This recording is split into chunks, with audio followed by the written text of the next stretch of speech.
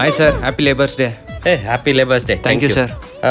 ಹೆಂಗೋ ಇವತ್ತು ಕೆಲಸ ಇಲ್ಲ. Okay sir. ಸ್ವಲ್ಪ ಗಿರ್ಜಾಗೆ ಶಾಪಿಂಗ್ ಮಾಡೋದಿದೆ, ನಾನು ಹೋಗ್ತೀನಿ, ನೀನ್ ಮನೆಗೆ ಹೋಗು.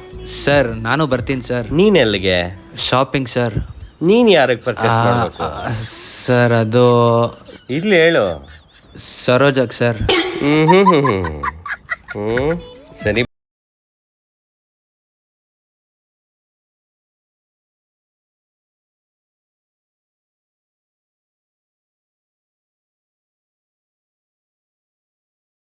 ಪಾಪ ಅವಳು ಒಂದೇ ಸೀರೆಯಲ್ಲಿ ಓಡಾಡ್ತಾ ಇದ್ದಾಳೆ. ಒಂದೆರಡು ಜೊತೆ ಡ್ರೆಸ್ ಕೊಡ್ಸೋಣ ಅಂತ ಅಷ್ಟೇ.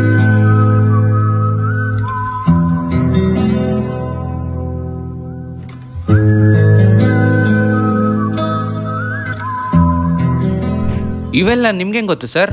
ಫಾಲೋ ಮಾಡ್ತಿದ್ದೀರಾ? ಅಂದ್ರೆ ಫಾಲೋ ಅಂತಂದ್ರೆ ನಾನು ಬೇಕು ಅಂತ ಮಾಡ್ಲಿಲ್ಲ. ಓಕೆ. ನಾನು ಹೋಗಿ ಜಾಗದಲ್ಲೆಲ್ಲ ಕಾಣಿಸ್ತಾ ಇದ್ಲು ಅಷ್ಟೇ. ಓ ಹೌದಾ? ಅಷ್ಟೇ. ಸರಿ ಸರ್, ಸರಿ.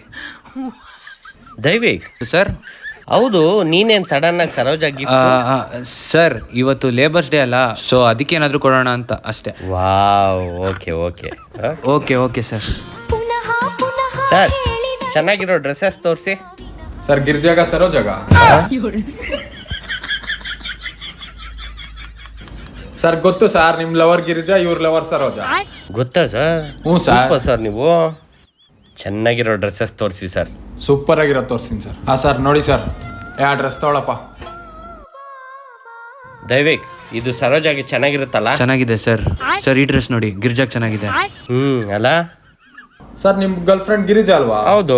ನಿಮ್ ಗರ್ಲ್ ಫ್ರೆಂಡ್ ಸರೋಜಾ ಅಲ್ವಾ? ಹೌದು. ಮತ್ತೆ ಅದೇಗೆ?